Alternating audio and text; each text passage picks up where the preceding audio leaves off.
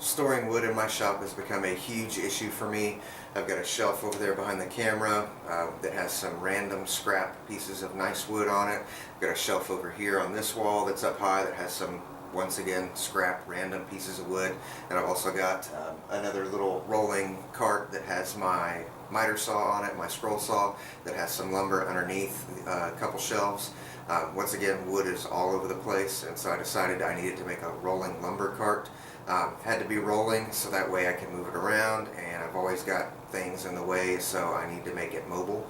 And then also wanted to make a lumber cart so that way I could work on my dad's project that's coming up. I'm going to be building out his office, and it's an 11 by 11 foot room. Got lots of sheets of plywood, lots of 1x2s for some face frames, so it's going to have a lot of wood that I'm about to bring into my shop, and I have to have some place to store it. So go ahead and follow along. I only shot just a few little videos of the beginning of the process and then a video at the end. So here we go. I began by assembling the horizontal braces for the bottom base. These I had to make 3 boards wide, or about 4.5 inches wide, so that way I could screw some casters on the bottom with lag screws. I then screwed the 88-inch long boards to the 36-inch wide boards. Now it's time to attach the supports where the casters will go. I decided to go ahead and put those caster supports as the second board in from the edges. That way I could get them a little closer to the center of mass, and then also prevent a little bit of sagging later on.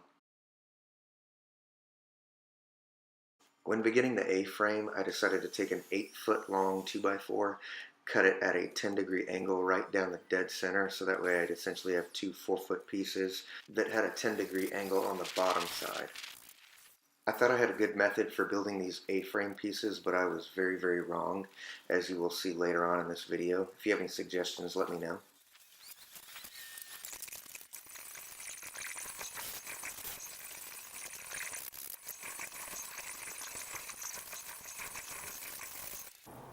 So now we're at the finished product. I've got the lumber rack right over here. I didn't want to focus too much time on getting the right shot for each of these little steps in the process. It was just a throw together project that I really needed to do quick, so I chose not to record most of it. I'm going to go ahead and do a walk around here in just a second and show you guys what it looks like. Alright, so here's the finished product.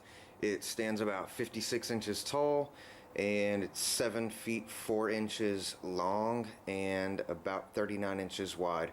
I wanted it to be 7 foot 4 long, so that way I have a few inches on both ends for some 8-foot sheets of plywood or 8-foot boards, so that they're hanging over just a little bit and they're a little bit easier to grab. So I've got a few layers here, and by the way, during the process I wanted it to be a throw together process, slap together, so it looks like total crap. I've got some scrap 2x4s that had some stain on them right over there, so it looks like total garbage, and honestly some of the boards are not aligned, so don't judge, and if that makes you give it a thumbs down, that's totally cool. I'm just showing you guys what I got. So here's the little A-frame. I got 6 pieces down the middle, and then I decided to have 3 layers. There's one on bottom, one in the middle, and then one up top. Eventually I may extend those top pieces out so that way I have another shelf. I'm not quite sure yet. Put some little stoppers of some pieces of furring strip on the edges so that way boards wouldn't fall off and I could stack them quite high. Decided to go ahead and put a sheet of plywood down the middle. I've got that blue tub over there on the ground that fits in there nicely, so that's a good spot. Then I can also put some big chunks of boards or just some tiny little scraps that I choose to put up there as well. Over here on this back side is where the sheets of plywood are going to go.